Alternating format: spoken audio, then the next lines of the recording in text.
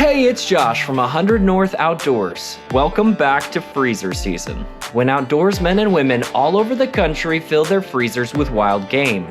Our harvest takes us to upstate Kentucky on a hunt for whitetail. You'll see the highs and lows of hunting America's #1 big game animal, including missed shots, hot weather, bad blood trails, and my friend Joe getting a chance at the biggest deer of his life. So stick around, it's gonna be fun. I'm sure you can tell based on my outfit that we're going fishing.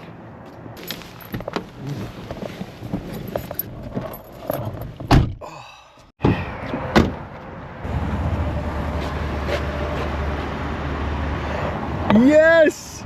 Let's do it! Let's do it! It's Christmas morning!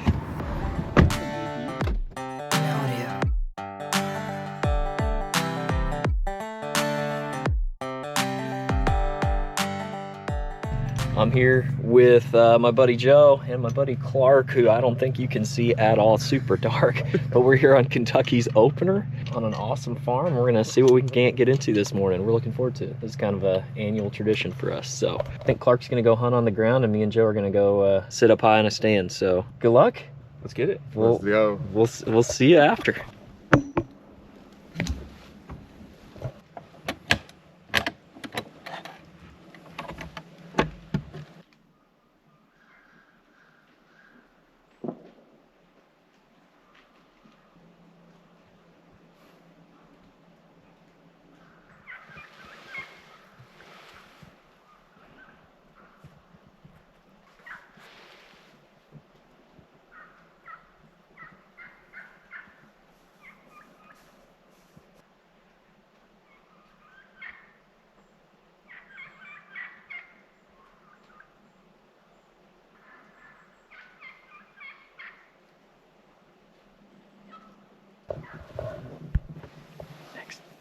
This spring we should come back out and do an actual turkey hunt. I know you say they're never here in the spring, but that's pretty cool.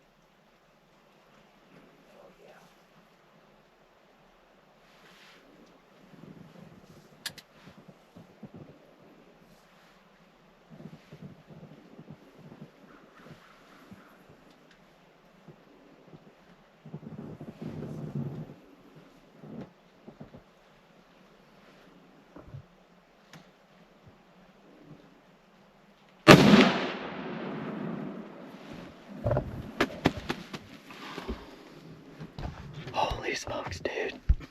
Let's go.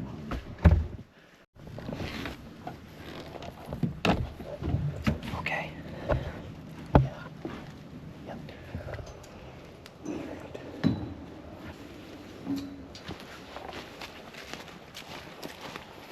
The most stressful part of getting shot is to go check out the spot. He was all the way back on this, like, dead tree. There's his footstep. Well.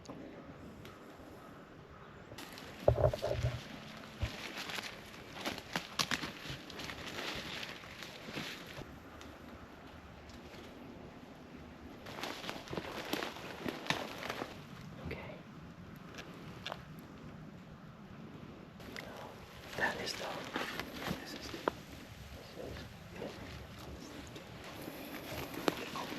Oh yeah, that's a lot more. That's good. Okay.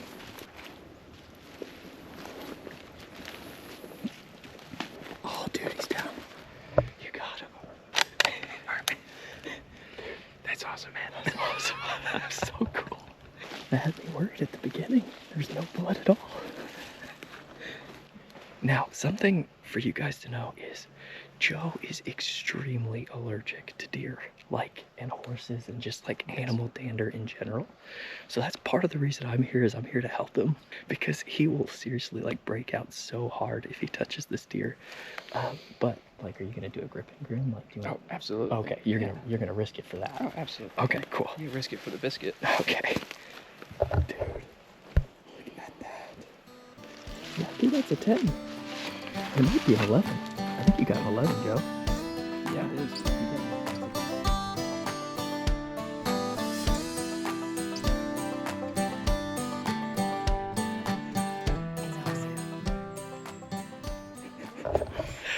Dude, he hasn't shot a deer in the 3 years we've been out here. Yeah.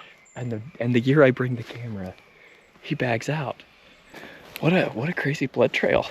There was nothing, and then it just got better. I was very discouraged. Oh dude, we walked up and my heart sank. Oh. This is exactly where you're standing under this tree. And I mean, there is just nothing here. And we walked probably 20 feet into the woods. And before I saw any blood, I could smell it. So that gave me like a little bit of hope. And it was right then when you were like, oh, right there. You gotta be happy about that, brother. Ecstatic. You gotta be happy about that. Especially after walking up and being crushed. Yeah. Man, highs and lows, guys. Okay, well, this is the part that I'm good for, so I'm gonna probably save you guys the gory details, and I'm gonna field dress this deer, and we'll get it brought back up the hill, and oh man. So awesome. Well, now we can take ourselves less seriously now that we got that off the board. Yeah. You're not aiming for a doe today, yeah? Just the one buck. No, I think that was good for me. Okay, well, that was cool. When was the last time you shot a deer? 2013, probably. 2013, so 12 years ago was the last time you shot a buck. Shot a decent sized 8-pointer. Yeah. But I gotcha. yeah. Well, I think I mentioned it before already, but I'll just say it again in case I haven't. Joe, like, this is Joe's property. He lets us come out and hunt, and he always sits up here with our other buddy Connor, and he's been the last 2 seasons, not that I think you've seen a buck you really wanted to shoot, but has let our friend Connor, who's a new hunter, take the shot the last 2 years, kind of blowing out the stand, at least for that hunt, right? Like, it's cool that you got the opportunity to be the man in the front of the stand this year. I'm thrilled, and I'm not even the hunter. Now you get to sit back and relax and enjoy nature. The pressure's off now. It wasn't long after this that 2 things happened. Some does walk out in front of our stand, and we hear from Clark that he had missed a shot on a doe that morning due to some fog that had rolled in. Now, what are 2 good friends to do except FaceTime him and show him the deer that he could have been shooting in front of us at that very moment?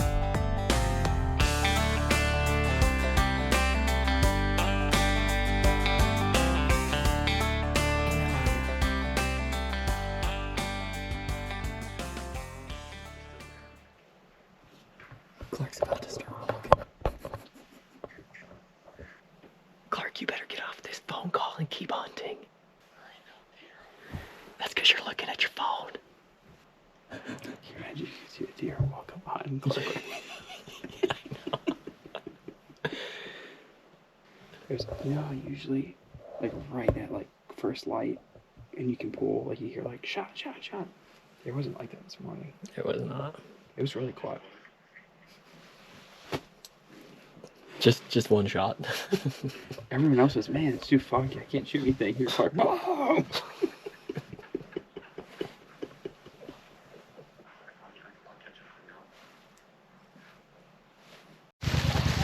Okay, it's a while later.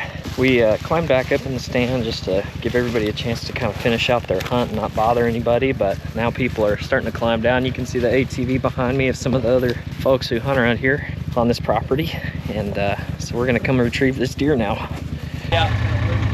Up in there. You want this? Yeah. Hey, Henry, that was a deer.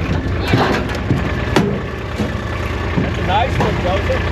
Well, thank you. Well, I'm glad it was too small for you guys and you passed on it. So don't get you. That was nice of you. Well, it was so dark.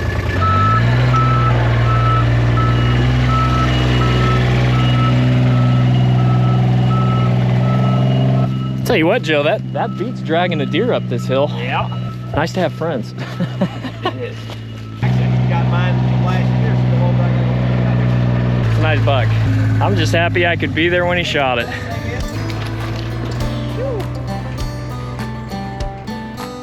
When we pulled out of the stands to break for lunch, we learned that some of the other hunters had seen this same deer that morning. Remember how I said it was foggy?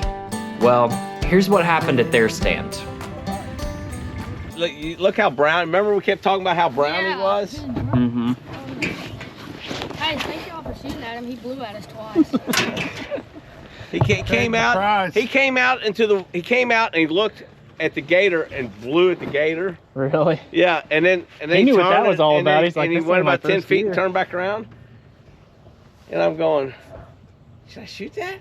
And I couldn't, because we were like looking. It wasn't like we were looking out at it. Yeah. We were looking like straight down at it. And hard to tell. well, how far do you think he was from the stand? 20 feet. I mean, it just came right out. And then all of a sudden, he went up, and then he just went right back into the tree line, and then probably came that way. Yeah, he came out the back, up the hill from the behind my dad's backside. feeder, away Yeah. from the stand, and then Wow, I'm glad I didn't put my backpack or my coat down in that. yeah, That was close. cow patty. Yeah, that 11th time's pretty cool. We thought he was just a 10. We couldn't see this one just in the time we had. Pretty cool. Yeah. Look at this dog. Did you find where we dumped the cooler out? Yeah. I know. Did you find where we dropped the cooler? I know it. Yeah, hi. Alright, it's about 2 o'clock. Headed back in. Gonna hunt this eastern field. Landowner says that a lot of deer come through here in the evening to bed down, so we're gonna give that a shot.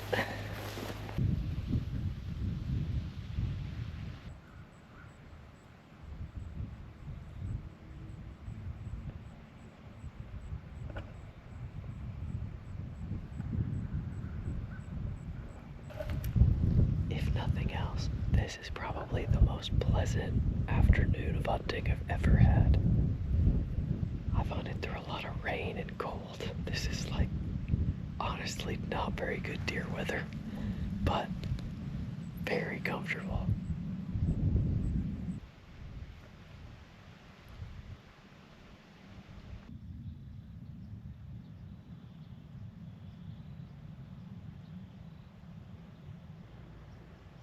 Oh, there's deer across like really far. Okay, so I'm out here by myself now. There were some deer way over there, way too far of a shot. We're almost at the end of legal light, so Clark's trying to get closer. We're down to the absolute buzzer here, though. It looks really dark on the GoPro. It's a little lighter in real life, but it's legal shooting light is up in 3 minutes. It's a nail biter at this point. I'm just gonna stay where I am. Cross my fingers for him.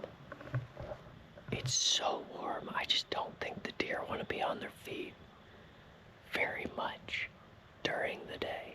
The action petered out pretty early this morning, and it just doesn't seem like it really picked up this evening. The highs today were like, yeah, the high today was 66. Honestly, for opening morning, we keep talking about it, it's been quiet. There just haven't been too many gunshots. Just seems like it's been kind of an off first day. But that's okay, that's why you get a whole season. It's supposed to cool off into the week.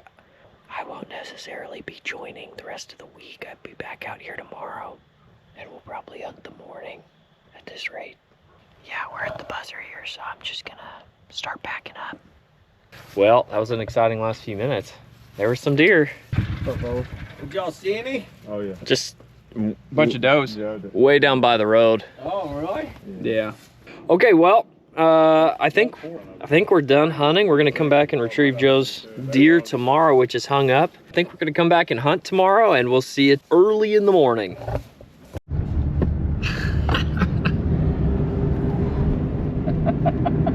Saw a little 8. They're out here, got on their feet at, what is it, 10 in the morning, 9:30? All right.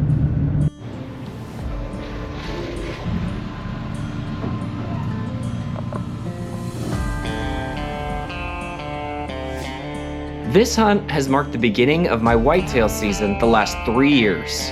And while I may not be the one hunting, sharing these memories is well worth the early wake-ups and heavy lifting.